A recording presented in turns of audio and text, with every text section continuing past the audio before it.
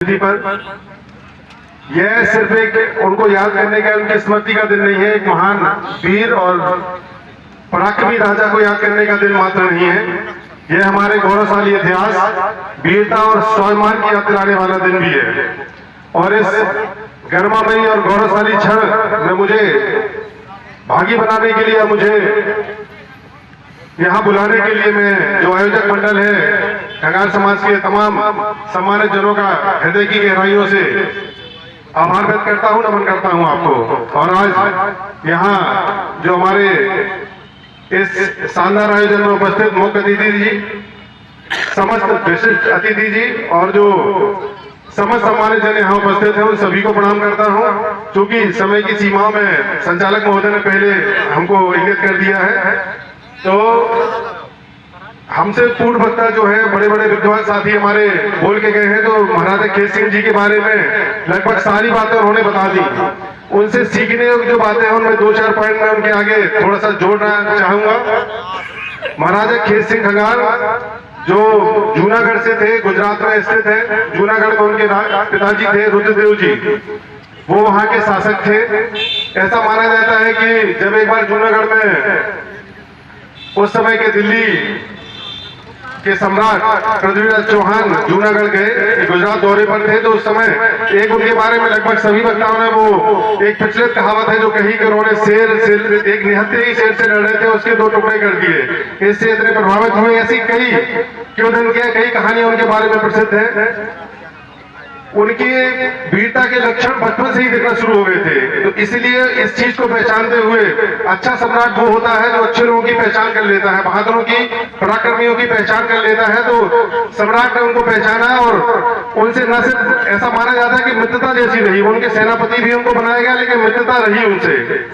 कई युद्धों में उन्होंने भाग लिया, लगभग 2500 युद्धों का वर्णन है इतिहास में, लेकिन जो मुख्य दो तीन है उसकी हम लोग हमेशा चर्चा करते हैं। एक तो चूंकि हमारे पड़ोस से ही जुड़ा हुआ है, जिसके हम खुद हिस्सा है, महोबा युद्ध बड़ा प्रसिद्ध युद्ध माना जाता है। राजा परमार से, राजा परमार देवगढ़ से एक जो युद्ध हुआ था बड़ा प्रसिद्ध।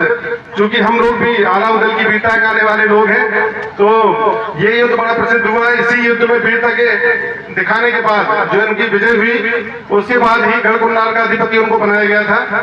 और जब उसके बाद तराइन के दोनों युद्धों, चाहे 1191 का हो, 1192 का हो, तराइन के दोनों युद्धों में उन्होंने उनकी वीरता के किस्से, तमाम किस्से सुनने को मिलते हैं।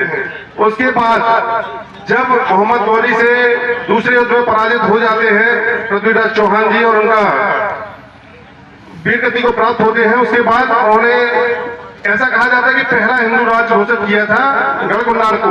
गढ़कुंडार को न सिर्फ अपनी राजधानी बनाया, उस किले को बड़ा विराट स्वरूप दिया और उसको पहला हिंदू राज्य घोषित किया। तो ऐसा हिंदू राज्य जो आज भी, जो उस दौर में, वो जो दौर था, आज भले वो जिस स्थिति में भी हो, लेकिन वो जो दौर था वो लगातार उसका दौर था, विदेशी आक्रमणों का दौर था। विदेशी आक्रमणों के दौर में भी हिंदू धर्म और संस्कृति की रक्षा करते हुए वो याद दिलाता हमको कि किस तरीके से अपने पूरी जिंदगी अपने स्वाभिमान पे अड़े रह के जिया जा सकता है। और एक शब्द जो शायद अभी तक मुझे सुनने को नहीं मिला, जिझौती खंड, मैंने बड़ा सुना है इतिहास में। जिझौती खंड इसको घोषित किया गया था, उस हिस्से को। गढ़कुंडार जिसकी राजधानी थी निवाड़ी, मैं चूंकि उस ब्लॉक में रहा हूँ, बंगला ब्लॉक में मैंने नौकरी की है, तो गढ़कुंडार किला वहां से बहुत चंद दूरी पे था। हम लोग लगातार विजिट पे जाते रहते थे, तो अक्सर उसके बगल से गुजरना होता था हम लोगों का। वैसे मध्य प्रदेश के निवाड़ी जिले में हाल में आता है, लेकिन बंगला ब्लॉक से बिल्कुल टच है, लगा हुआ है। भैया है तो भैया अच्छे से इस बात को जानते हैं। तो जिझौती खंड जो बाद में बुंदेलखंड बना, जिझौती खंड योद्धाओं की भूमि और बुंदेलखंड बुंदेलों की भूमि, जो 14वीं शताब्दी के बाद बुंदेल राजाओं का यहाँ उदय हुआ। तो बुंदेलखंड ये तो होगी ऐतिहासिक बात। अब असली बात जो ये है वो ये है युद्ध। युद्ध हमेशा हमारे जीवन में चलता रहा है, युद्ध कभी कम नहीं होता और ना कभी खत्म होता। उस दौर के युद्ध अलग थे, इस दौर के युद्ध अलग है। हमें समझने वाली बात जो मुझ जैसे व्यक्ति को लगती है वो है कि युद्ध लगातार चलता रहेगा और कभी रुकेगा नहीं। वो हमारे, चाहे हमारे धर्म को लेके हो, हमारी संस्कृति को लेकर हो, चाहे स्वाभिमान को लेकर हो, वो दौर रहा हो, चाहे हमारे हकों को लेकर हो, हमारे अधिकारों को लेकर हो, चाहे ये दौर हो। युद्ध हमेशा चला। हमें हमारे पूर्वजों से, हमारे महापुरुषों से सीखना यह है कि युद्ध रुकना नहीं चाहिए हमारे जीवन में। आज भी एक युद्ध हमारे जीवन में लगातार चल रहा है, इसको समझने की आवश्यकता है। जैसे पूर्व वक्ताओं ने अभी इस युद्ध के बारे में भी हमें डिटेल से बताया, उसमें मैं दो चार लाइनें और जोड़े दे रहा हूँ, उसके बाद अपनी बात समाप्त करता हूँ। जो सामंती प्रकृति के लोग होते हैं या साम्राज्यवादी प्रकृति के लोग होते हैं, हर दौर में पाए जाते हैं, अभी भी है। और ये मनुष्य का अंदर का गुण है, इसको कभी कम नहीं किया जा सकता, ना कभी खत्म किया जा सकता है। तो सबसे पहले कहा वो किस किस स्तर पे आपके स्वाभिमान को कहां कुचल सकते हैं, आपके हक अधिकारों को कहां कुचल सकते हैं, इसको समझने की आवश्यकता है। लगातार कुचला जा रहा है। पहले उन्होंने आपके इतिहास को कुचलने का प्रयास किया। सबसे पहले आपके इतिहास को बदलने का, हम जो सुनते आए थे बचपन से कि गांधी जी महान है, नेहरू जी महान है, सबसे पहले उन्होंने इसी को बदलने का प्रयास कर दिया, इतिहास को कुचलने का प्रयास किया बुरी तरीके से। उसके बाद जो हमारी मान्यताएं थी, मान्यताओं को कुचलने का प्रयास किया।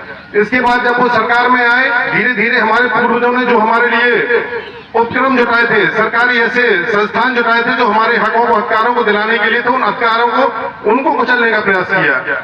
उसके बाद हमारी जो अर्थव्यवस्था थी, ऐसी अर्थव्यवस्था जो अंतिम व्यक्ति तक की अधिकारों की रक्षा करती थी, उस अर्थव्यवस्था को कुचलने का प्रयास किया। ये लगातार प्रयास करते रहेंगे। और इस समय आप एक विश्वास मानिए, इस समय जो सबसे बड़ा खतरा है, ये हमारी जो विरासत प्रकृति ने हमें दी है, उनको कुचलने का प्रयास।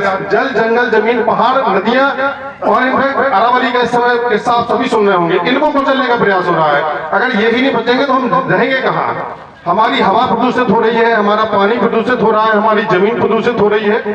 अगर ये सब कुछ नहीं रहा तो अगली पीढ़ी को हम देंगे क्या? तो मैं चाह रहा हूं कि इस युद्ध में आप सभी भागीदार बने और ये युद्ध कभी खत्म नहीं होना चाहिए। जहां हमारे हकों अधिकारों को कुचला जाए, वहां हम उस युद्ध को पहचाने, उस युद्ध को तरीके से लड़े। समस्या यह है कि हम कई बार युद्धों को पहचान नहीं पाते। तो ये समय, ये सामाजिक न्याय का युद्ध है, ये लगातार चल रहा था, चल रहा है। इस युद्ध को पहचाना है, युद्ध बंद नहीं हुआ है। और इस युद्ध को लड़ने के अपने तरीके हैं। हमारे अपने सेनापति हैं आदरणीय अखिलेश जी, तो उनके साथ चलिए, समझिए इस युद्ध को। अगर हम इस युद्ध को समझ पाएंगे तो युद्ध को निश्चित ही जीतेंगे। और यही हमारे महापुरुषों के चरणों में श्रद्धांजलि भी होगी। और इसी के साथ ज्यादा समय न लेते हुए मैं अपनी बात को समाप्त करता हूँ। महाराजा खेत सिंह खंगार जी की जय हो। जय हिंद, जय बुंदेलखंड, जय समाजवाद। धन्यवाद। बहुत बहुत